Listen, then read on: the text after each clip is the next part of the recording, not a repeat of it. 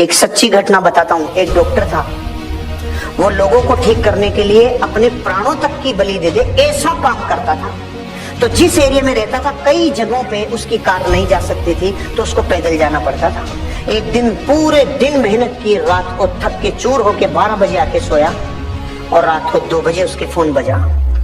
2 बजे उसका फोन उसकी वाइफ ने उठाया, तो वाइफ फोन पे उसको समझा रही थी कि आप उसके गर्म पट्टी की जगह, वो गर्म हो रही है तो ठंडी पट्टी लगाओ, उसको कुछ प्राइमरी ट्रीटमेंट दो। इतने में इसकी चेतना ने इसको आवाज दी, कौन है? कि एक माँ है जिसकी बेटी बीमार हो रही है। उसकी चेतना ने पकड़ लिया कि कोई मेरे को याद कर रहा है। फिर उसने क्या किया, उसने पूछा कि कितनी प्रॉब्लम है, कि बुखार 104 डिग्री प्लस है। खड़ा हो गया, अपना बैग उठाया और चालू हो गया रवाना। वहां तक पैदल जाना था। तो जाते टाइम एक सुरंग थी, सुरंग में से जाते टाइम एक आदमी ने उसको आवाज दी, डॉक्टर। वो रुक गया। माचिस है क्या? तो उसने अपना बैग रखा, माचिस तिल्ली जलाई और उसकी सिगरेट जला दी। जलाते टाइम इसका चेहरा देखा, चला गया।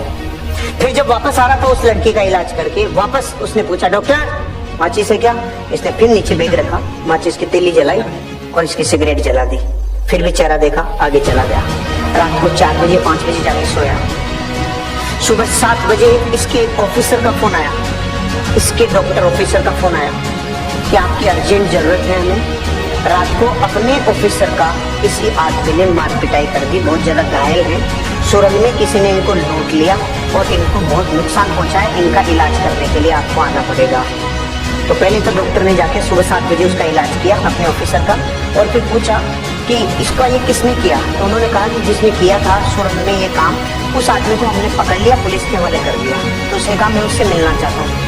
ये गया और जेल में जाके देखा तो वो वही आदमी था जिसकी रात में इसने सिगरेट जलाई थी। तो इसने बोला, इसने एक ही प्रश्न पूछा जो आपके मन में भी आ रहा है कि मैं भी तो आया था, तूने मुझे क्यों नहीं लूटा? उसका जवाब सुन के मेरी जमीन निकल गई कि मैं तेरे को लूटता भी और तेरे को कूटता भी, लेकिन जब भी तू आया मेरे पास तो तू अकेला नहीं था, तुम 2 थे, और मैं अकेले को लूटता हूँ, 2 को नहीं लूटता। अब मैं आपसे पूछ रहा हूँ, दूसरा कौन? वो देवी शक्ति थी जो उसकी मदद कर रही थी।